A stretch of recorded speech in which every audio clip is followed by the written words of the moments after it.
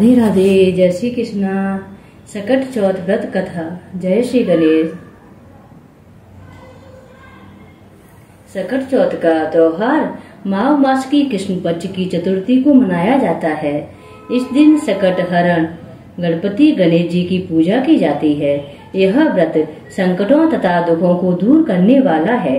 इतना ही नहीं, प्राणी मात्र की सभी इच्छाएं इस व्रत को करने से पूर्ण हो जाती हैं।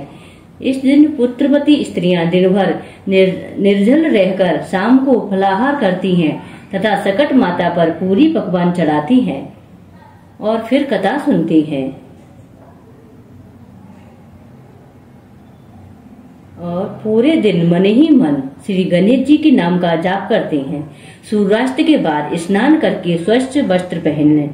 अब विधि पूर्वक श्री गणेश जी का पूजन करें। एक कलश में जल भरकर रखें। धूप दीप अर्पित करें। नैवेद्य के रूप में तिल तथा गुड़ के बने हुए लड्डू, ईख, शकरकंद, गुड़ तथा घी अर्पित करें। यह नैवेद्य रात्रि भर बांस के बने हुए टोकरी में ढककर रख दिया जाता है। पुत्रवती स्त्रियां पुत्र की सुख समृद्धि के लिए व्रत रखती हैं और इस ढके हुए नैवेद्य को पुत्र ही खोलता है तथा भाई बंधुओं में बांटता है। ऐसी मान्यता है कि इससे भाई बंधुओं में आपसी प्रेम भावना की वृद्धि होती है। अलग अलग राज्यों में अलग अलग प्रकार के तिल और गुड़ के लड्डू बनाए जाते हैं। तिल के लड्डू बनाने हेतु तिल को भूनकर गुड़ की चाशनी में मिलाया जाता है। फिर तिलकूट का पहाड़ बनाया जाता है। उसके बाद श्री गणेश जी की पूजा करके तिलकूट के पहाड़ को तोड़ा जाता है। श्री गणेश जी की पूजा के बाद चंद्रमा को कलश से अर्घ अर्पित करें। धूप दीप दिखाएं। चंद्र देव से अपने घर परिवार की सुख और शांति के लिए प्रार्थना करें।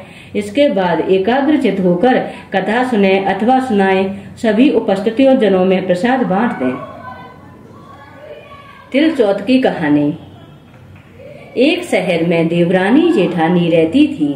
जेठानी अमीर थी और देवरानी गरीब थी। देवरानी गणेश जी की भक्त थी। देवरानी का पति जंगल से लकड़ी काटकर बेचता था और अक्सर बीमार रहता था। देवरानी जेठानी के घर का सारा काम करती और बदले में जेठानी बचा हुआ खाना, पुराने कपड़े आदि उसको दे देती थी।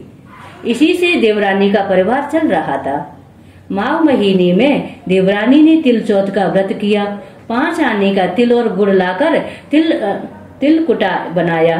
पूजा करके तिल चौथ की कथा सुनी और तिलकुटा छीकी में रख दिया और सोचा कि चांद उगने पर पहले तिलकुटा और उसके बाद ही कुछ खाऊंगी। ऐसा कथा सुनकर वह जेठानी के यहाँ चली गई। खाना बनाकर जेठानी के बच्चों से खाना खाने को कहा तो बच्चे बोले, माँ ने व्रत किया है और माँ भूखी हैं। जब माँ खाना खाएंगी तब हम भी खाना खाएंगे। जेठ जी को खाना खाने को कहा तो जेठ जी बोले, मैं अकेला नहीं खाऊंगा, जब चांद निकलेगा तब सब साथ में खाना खाएंगे। जेठानी ने उससे कहा कि आज तो किसी ने भी अभी तक खाना नहीं खाया है, तो मैं कैसे दे दूं? तुम सुबह सवेरे ही बचा हुआ खाना ले जाना। देवरानी के घर पर पति बच्चे सब आस लगाए बैठे हुए थे कि आज तो त्योहार है, इसलिए कुछ पकवान आदि खाने को मिलेगा। परंतु जब बच्चों को पता चला कि आज तो रोटी भी नहीं मिलेगी तो बच्चे रोने लगे। उसके पति को भी बहुत गुस्सा आया और कहने लगा कि सारा दिन काम करके भी तो 2 रोटी नहीं ला सकती, तो काम क्यों करती हो? पति ने गुस्से में आकर पत्नी को कपड़े धोने की धोबने से मारा। धोबना हाथ से छूट गया तो पाटे से मारा। वह बेचारी श्री गणेश जी को याद करती हुई रोते रोते पानी पीकर सो गई। उस दिन गणेश जी ने देवरानी के सपने में आए और कहने लगे, धोबने मारी, पाटे मारी, सो रही है या जाग रही है? वह बोली, कुछ सो रही हूँ, कुछ जाग रही हूँ। गणेश जी बोले, भूख लगी है, कुछ खाने को दे दो। देवरानी बोली, क्या दूं? मेरे घर में तो अन्न का एक दाना भी नहीं है। जेठानी बचा कुचा खाना देती थी, आज वह भी नहीं मिला। पूजा का बचा हुआ तिलकुटा छींकी पर रखा है, वही खा लो। तिलकुटा खाने के बाद गणेश जी बोले, धोबने मारी, पाटे मारी, निपटाई लगी है। निमटाई लगी है, कहाँ निमटे? वह बोली, यह पड़ा घर, जहाँ इच्छा हो वहाँ निमट लो। फिर श्री गणेश जी बच्चे की तरह बोले, अब कहाँ पहुँचूं? नींद में मगन अब देवरानी को बहुत गुस्सा आया कि कब से तंग किए जा रहे हो।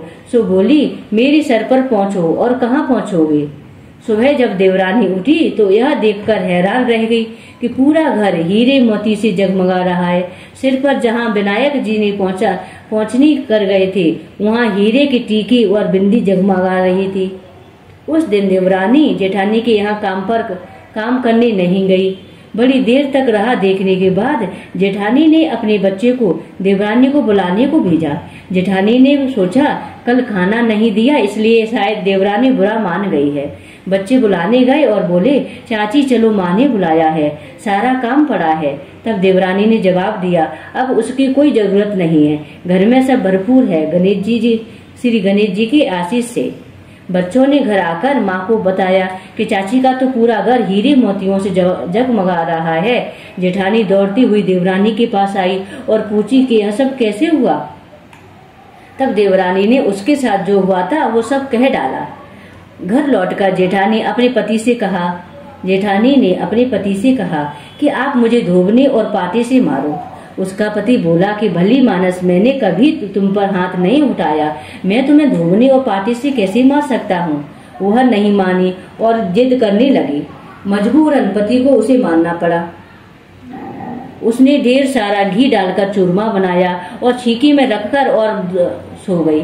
रात में चौथ विनायक जी सपने में आए और कहने लगे, भूख लगी है, क्या खाऊं?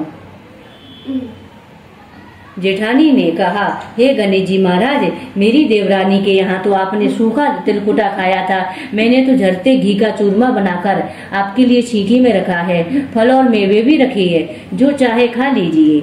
बाल स्वरूप गणेश जी बोले, अब निपटे कहाँ? जेठानी बोली, उसके यहाँ तो टूटी फूटी झोपड़ी थी, मेरे यहाँ तो कंचन की महल है, जहाँ चाहो निपटो। फिर श्री गणेश जी ने पूछा, अब पहुँचूं कहाँ? तब जेठानी बोली, मेरे ललाट पर बड़ी सी बिंदी लगाकर पहुँच लो। धन की भूखी जेठानी सुबह बहुत जल्दी उठ गई। सोचा घर हीरे जवाहरात से भर चुका होगा, पर देखा तो पूरे घर में गंदगी फैली हुई थी, तेज बदबू आ रही थी। उसके सिर पर भी बहुत सी गंदगी लगी हुई थी। उसने कहा, हे गणेश जी महाराज, यह आपने क्या किया? मुझसे रूठे और देवरानी पर टूटे। जेठानी ने घर की सफाई करने की बहुत कोशिश की, परंतु गंदगी और ज्यादा फैल गई। तब जेठानी के पति को मालूम चला तो वह भी बहुत गुस्सा हुआ और बोला, तेरे पास इतना सब कुछ था, फिर भी तेरा मन नहीं भरा।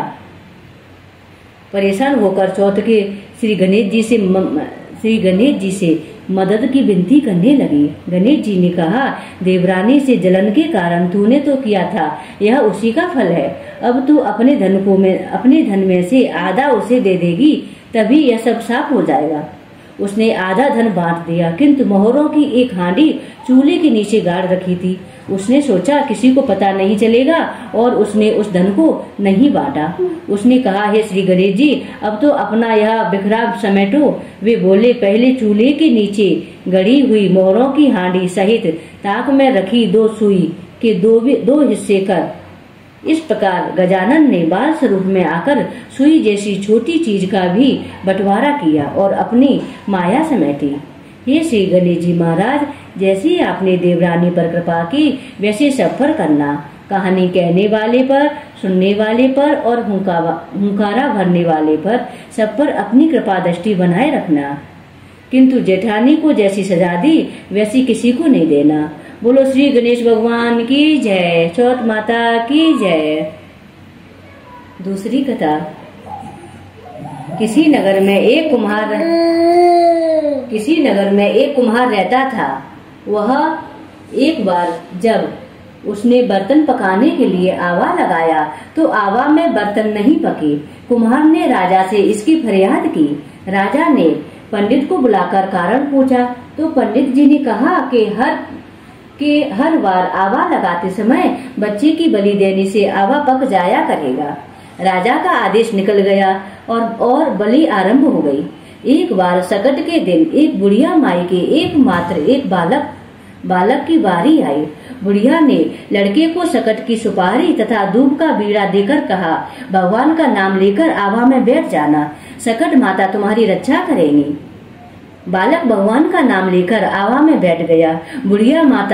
बुढ़िया माई सकट माता के सामने बैठकर पूजा करने लगी। पहले तो आवा पकने में कई दिन लगते थे, किंतु अब की बार एक ही दिन में आवा पक गया। बुढ़िया का बेटा भी आवे से सुरक्षित निकल आया। उस दिन नगरवासियों ने सकट की महिमा स्वीकार की। सकट की कृपा से अन्य बालक भी जीवित हो गए। बोलो सकट माता की जय। श्री गणेश भगवान की जय। गणेश जी की कथा। एक बार भगवान शंकर ने अपने दोनों पुत्रों कार्तिकेय श्री गणेश जी से पूछा कि तुम में से कौन ऐसा वीर है जो देवताओं की रक्षा कर सके। तब कार्तिकेय ने अपने को देवताओं का सेनापति प्रमाणित करते हुए देव रक्षा योग्य अधिकारी बताया। इसके बाद भगवान शंकर ने श्री गणेश जी से पूछा। तब श्री गणेश जी ने कहा, मैं तो सेनापति बने बिना ही देवताओं के सब संकट हर सकता हूँ। तब शिव जी ने दोनों बालकों की परीक्षा लेने हेतु कहा कि तुम दोनों में से जो पृथ्वी की परिक्रमा सबसे पहले करके मेरे पास आ जाएगा वो ही वीर तथा सर्वश्रेष्ठ घोषित किया जाएगा। कार्तिकेय अपने वाहन मोर पर चढ़कर पृथ्वी की परिक्रमा करने चल पड़े। श्री गणेश जी ने सोचा, अपने वाहन चूहे पर बैठकर पृथ्वी की परिक्रमा पूरी करने में तो बहुत समय लगेगा, इसलिए कोई और युक्ति सोचनी चाहिए। श्री गणेश जी ने अपने माता पिता की साथ परिक्रमा की और कार्तिकेय के आने की प्रतीक्षा करने लगे। कार्तिकेय ने लौटने पर अपने पिता से कहा कि गणेश तो पृथ्वी की परिक्रमा करने गया ही नहीं। इस पर श्री गणेश जी बोले, मैंने अपने माता पिता की 7 बार परिक्रमा की है। माता पिता में ही समस्त तीर्थ निहित हैं, इसलिए मैंने उनकी 7 बार परिक्रमा की है। श्री गणेश जी की युक्ति सुनकर सब देवताओं और कार्तिकेय ने उनकी बात सिर झुकाकर स्वीकार कर ली। तब भगवान शंकर ने श्री गणेश जी को आशीर्वाद दिया कि समस्त देवताओं में सर्वप्रथम तुम्हारी पूजा की जाएगी। श्री गणेश जी ने पिता के आज्ञानुसार देवताओं का संकट दूर कर दिया। यह शुभ समाचार जानकर भगवान शंकर ने कहा कि चतुर्थी तिथि के दिन चंद्रमा तुम्हारे मस्तक पर सुशोभित होकर संपूर्ण विश्व को शीतलता प्रदान करेगा। जो स्त्री पुरुष इस तिथि पर तुम्हारा पूजन तथा चंद्रमा को अर्घ देंगे, उनका दैहिक तथा भौतिक ताप दूर होगा तथा वे ऐश्वर्य, पुत्र, संतति एवं सौभाग्य को प्राप्त करेंगे। बोलो श्री गणेश भगवान की जय। सकट माता की जय। जय गणेशी जय गणेशी जय गणेश देवा, माता जाकी पार्वती पिता महादेवा। जय गणेशी जय गणेशी जय गणेश देवा, माता जाकी पार्वती पिता महादेवा। जय गणेशी जय गणेशी जय गणेश देवा, माता जाकी पार्वती पिता महादेवा। एक दंत दयावंत 4 भुजाधारी, माथे पे सिंदूर सोहे मूसी की सवारी। जय गणेशी जय गणेशी जय गणेश देवा, माता जाकी पार्वती पिता महादेवा। पान चढ़े फूल चढ़े और चढ़े मेवा, लड्डुअन का भोग लगे संत करी सेवा। जय गणेशी जय गणेशी जय गणेश देवा, माता जाकी पार्वती पिता महादेवा। माता जाकी पार्वती पिता महादेवा। अंधन को आंख देते, कोड़िन को काया, बाजन को पुत्र देते, निर्धन को माया। जय गणेशी जय गणेशी जय गणेश देवा, माता जाकी पार्वती पिता महादेवा। सूर्य श्याम शरण आए, सफल कीजिए सेवा, माता जाकी पार्वती पिता महादेवा। जय गणेशी जय गणेशी जय गणेश देवा, माता जाकी पार्वती पिता महादेवा। दीनन की लाज रखो शंभु सुतकारी, कामना को पूर्ण करो जग बलिहारी। जय गणेशी जय गणेशी जय गणेश देवा, माता जाकी पार्वती पिता महादेवा। जय गणेशी जय गणेशी जय गणेश देवा, माता जाके पार्वती पिता महादेवा, माता जाके पार्वती पिता महादेवा। जय गणेश जय गणेश जय गणेश देवा, माता जाके पार्वती पिता महादेवा। जय श्री गणेश।